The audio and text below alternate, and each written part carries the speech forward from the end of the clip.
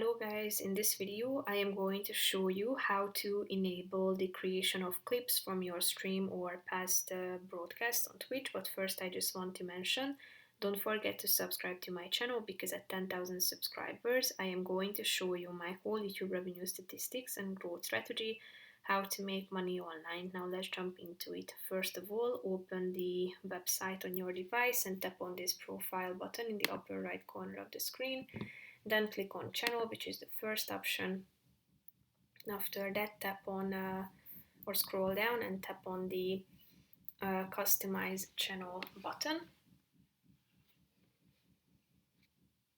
Tap on settings in this left side column and tap on stream, which is a subcategory within settings.